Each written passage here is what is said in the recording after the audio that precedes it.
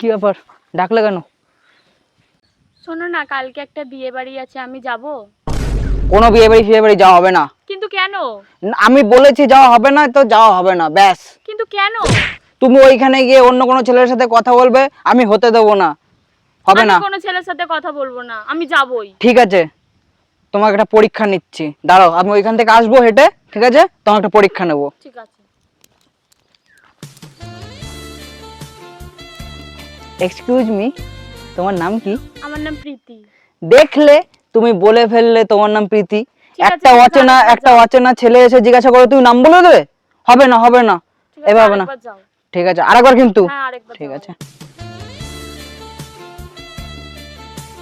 আচ্ছা, তোমার ড্রেসটা তো খুব সুন্দর। Thank you. আবার তুমি বলে ফেললে।